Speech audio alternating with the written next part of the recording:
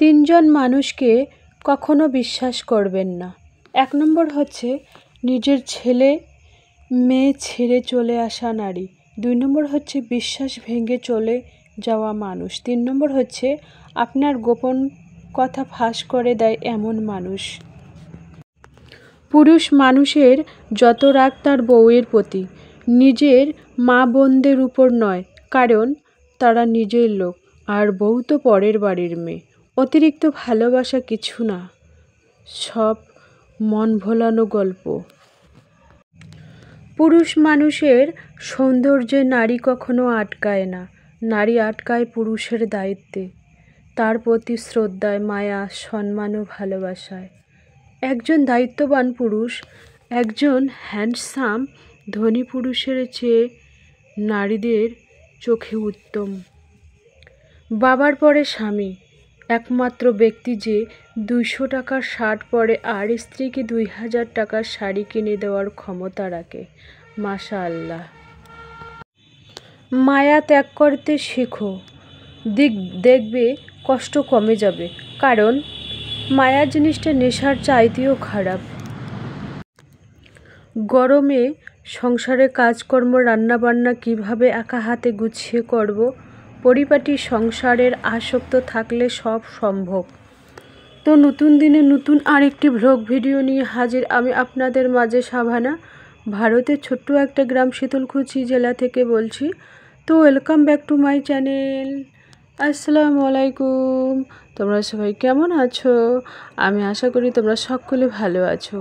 আলহামদুলিল্লাহ, আমিও ভালো আছি, আর আমার পরিবার পরিজনদের নিয়ে আলহামদুলিল্লাহ আমি ভালোই আছি। আর আমার প্রাণপ্রিয় কলিজা আপু ভাইয়ারা, তোমরা সবাই কেমন আছো? আমি আশা করি তোমরা সকলেই ভালো আছো। তো বরাবরের মতো না, ব্লগটা আমি একেবারে সকাল 5:30 থেকেই শুরু করেছি। তো মানে 5:30টায় উঠে নিচের যা কিছু কাজ ছিল সমস্ত কাজ সেরে উপরে আসলাম। এখন বাজে ঘড়িতে 7:30। তো এই যে দেখতেই পাচ্ছেন, মানে আমি তো সমস্ত নিচের কাজ গুছিয়ে তারপরে উপরে আসি, গোসল টোসল সেরে একেবারে এভরিথিং, মানে অফ ক্যামেরায় আর কি, যেইগুলো আর কি গোসল সারার আগে যেইগুলো কাজ করতে হয় সেইগুলো আর কি আমি সেরে উপরে আসি প্রত্যেক দিনে। গরমে সংসারে কাজকর্ম রান্নাবান্না কিভাবে একা হাতে গুছিয়ে করব, পরিপাটি সংসারে আসক্ত থাকলে সব সম্ভব, সেই ব্লগটাই আজকে তোমাদের কাছে আমি শেয়ার করব। তো চলো, প্রথমে আর কি বিছানাটা একটু গুছিয়ে নিলাম, ঝাড়াঝাড়ি করে নিলাম। অফ ক্যামেরায় তো করেছি বিছানাটা, তো তোমাদের দেখানোর জন্য তো একটু তো দেখাতেই হবে, তাই না? তো চলো দেখতেই থাকো, যতটুকুই পারি ততটুকুই। আর আজকে যা গরম পড়েছে, বাপরে বাপ, সেই গরম পড়েছে, বলে বোঝাতে পারবো না, এত গরম পড়েছে। আর এবার আমি টিনের বেড়াটা একটু ঝাড়াঝাড়ি করে নেব, মোছামুছি করে নেব। আর টিনের বেড়া হোক আর মাটির ঘর হোক, একটু পরিষ্কার পরিপাটি ঝকঝকে চকচকে থাকলে নিজেকেও ভালো লাগে। তো এই যে দেখতেই পাচ্ছেন, ওই যে ব্যাগটা যে এখানে টিনের চালিতে টাঙানো আছে, ওই ব্যাগটাতে কিন্তু আমি ব্যাগ ডেলিভারির জন্য ওই ব্যাগটা নিয়ে যাই। এই ব্যাগটা কিন্তু হাঁটি করে বানানো হয়েছে, এখানে 7-8 ডজন ব্যাগ ধরে কিন্তু এই ব্যাগের মধ্যে। তো চলো, যতটুকুই পারি ততটুকুই শেয়ার করার চেষ্টা করি। শরীর ভালো থাক না থাক করতে তো হবে, নিজের প্রতি যত্ন নিতে হবে, দিন শেষে নিজের খেয়াল নিজেকেই রাখতে হবে। এবার আমি টেবিলটা একটু গুছিয়ে নেব। আর টেবিলের যে ব্যানারটা আছে, সাদা ব্যানারটা, এটা একটু মোছামুছি করে নেব। এর উপরে যে মোটা কাপড়টা ছিল ব্যানারের উপরে, সেটা আমি চেঞ্জ করে দিয়েছি। আর ওই ব্যানারের উপরে একটা নিউ ওড়না তো না, এমনি ভালোর মধ্যে একটা ওড়না কেটে কুটে টেবিলের ঢাকনার মতো একটা সুন্দর করে বানিয়ে নিয়ে ওখানে রাখবো। আর হাজব্যান্ড যেহেতু এখানে ওষুধের শিশি রেখেছে, ওষুধ একটু পরে একেবারে মানে ব্যানারটা একেবারে হলুদ হয়ে গেছে, ওটা একটু ঘষে দিলাম, তবু হইল না।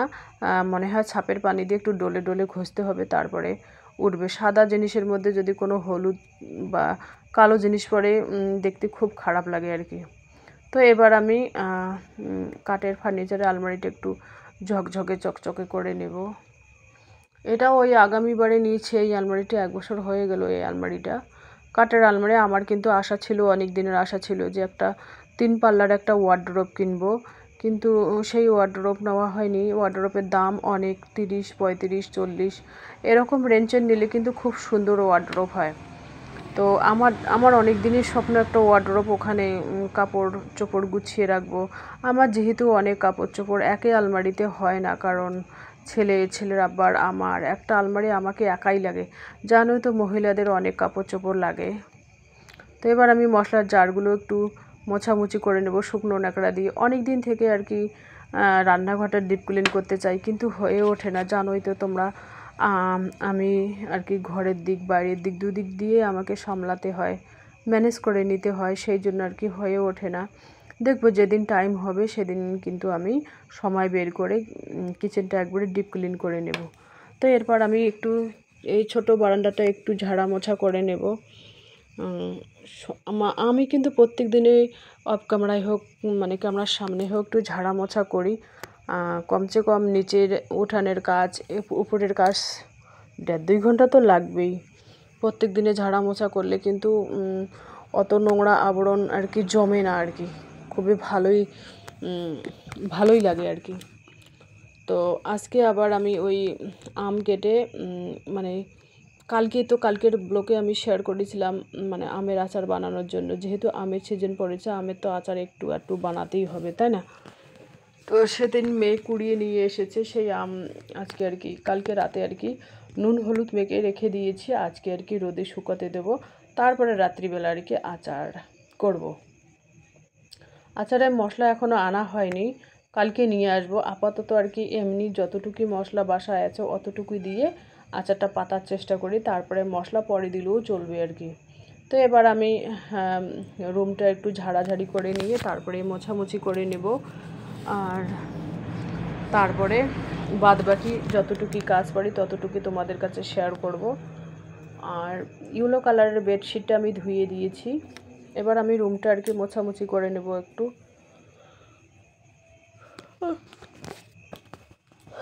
ঘুম পাচ্ছে, এখন বাজে 10:45 রাত। আমি কিন্তু রাত 10:45টার সময় ভিডিওটা এডিট করতেছি। এই ভিডিওটা এডিট করার পর আবার রান্না আছে, ঘুম পাচ্ছে প্রচুর পরিমাণে, সেই জন্য ভাবছি তাড়াতাড়ি এডিট করার পর রান্না করব। আর রান্না আছে, ভাত রান্না করে রেখে দিয়েছি, আর মানে দুপুরে আর কি সবজি রাখা আছে, সেটা হচ্ছে আলু লাউ শাক দিয়ে মাখা করা আছে, আর রাতে ডিম বানাবো আর কি। যেহেতু মেয়ে আর আমি দুজনে 2টো ডিম বানাবো, আর বেশি কিছু করব না। মেয়ে তো দিনের সবজি খাবে না, ডিম দিয়েই খাবে। টমেটো দিয়ে একটু মাখা করে নিলেই হয়ে যাবে, ওটা আমি অফ ক্যামেরায় বানিয়ে নেব। তো এটা আর কি ভিডিও করার সময় আর কি বলতেছি, মানে এডিট করার সময়। ভিডিওটা আমি সকালবেলায় করে নিয়েছি ভিডিওটা। তো আজকে আর কি এই যে দেখতেই পাচ্ছেন আমি কি বানাচ্ছি। টিনের চালিতে আমার নিজের লাউ শাক আর আলু একটু মাখা করব, আর এই যে মটন দিয়েছে আমার মা, অল্পখানি আর কি মটন, সেই মটন আর কি রান্না হবে। তো এই মটন একটু রান্না করে রেখে দিলে রাতেরও হয়ে যাবে, রাতে অত হ্যাপা হবে না, দুপুরেও খাওয়া হয়ে যাবে। তো এটা হচ্ছে বিকাল টাইম। একটা মুরগি এখানে ঢুকেছে দেখুন, আর চারা পুঁতেছিলাম চাল কুমড়ো, সে দুটো খেয়েই ফেললো। আমার এত রাগ হচ্ছিল এই মুরগিটার উপরে, মনে হয় ছিঁড়ে ফেললেও আমার রাগ যায় না এরকম।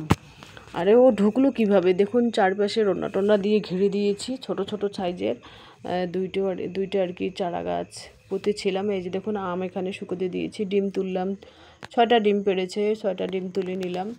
যাই হোক 6টা 7টা 5টা 4টে, যেদিন যেরকম। কোনো দিন করে মুরগিরা ডিম খেয়ে ফেলে, 2টে 3টে করে ডিম খেয়েই ফেলে, কোনো একটা মুরগি তো আছে। তো মুরগিগুলো পুরানো হয়ে গিয়েছিলো, এর আগে মুরগিগুলো অনেক মুরগি আর কি পুরানো হয়ে গিয়েছিলো, 40-50টা মুরগি ছিল। তো বিক্রি করে দিয়েছি, বাস বর্তমান অল্প কয়েকটা আছে, ওই 16টা হবে আর কি। একটা মুরগা আর হচ্ছে 15টা আর কি মুরগি বর্তমানে আছে, 16টা। তো এটা হচ্ছে বিকাল টাইমে আমি ব্যাগ গুছিয়ে রেডি করে নিয়েছি আর কি, ব্যাগ ডেলিভারির জন্য যেতে হবে আমাকে। তো সেই জন্য আমি রেডি হয়ে নিয়েছি। এই যে দেখুন এই হালকা ফুলকা একটা ড্রেস পরেছি, পুরানা, কারণ যা গরম পড়েছে, নতুন জামা কাপড় পরলে খুবই গরম লাগে, সেই জন্য আর কি একটু হালকা ফুলকাই পরে নিলাম। তো আজকে না দুপুরবেলায় খুব টেনশনে ছিলাম আর কি। যাই হোক ফ্যামিলি টেনশনে ছিলাম আর কি। তো আমি যখন টেনশন করি না তখন বাপরে একেবারে ঠান্ডা হয়ে যায়। মানে কী বলবো, আর যখন টেনশন ফ্রি থাকি তখন একেবারে বিন্দাস এরকম করি। তো যাই হোক, এই যে এটা হচ্ছে সন্ধ্যার টাইম। তো ওখান থেকে এসেই আবার আমি ব্যাগ সেলাই করার জন্য লেগে পড়লাম, কিন্তু আরও অর্ডার আছে, তো সেলাই তো করতে হবে। আমি কিন্তু বর্তমানে সেলাই শুরু করে দিয়েছি, কারণ রোজার মাসে তো আমি সেলাই করিনি, বসেছিলাম, তো এখন আমি সেলাই করতেছি। তো যাই হোক, এভাবে আর কি সংসারের কাজের মধ্যে নিজেকে সবসময় ডুবিয়ে রাখলে না, তাহলে মনটাও ভালো থাকে। 10 টাকা হলেও হাত দিয়ে নাড়াচাড়া করা যায়। আর গরমে সংসারে কাজকর্ম, রান্নাবান্না কীভাবে একা হাতে গুছিয়ে করবো, পরিপাটি সংসারের আসক্ত থাকলেই সব সম্ভব। আমি কিন্তু এভাবে পরিপাটিভাবে কাজ করি। তো চলো, টাটা, আল্লাহ হাফেজ।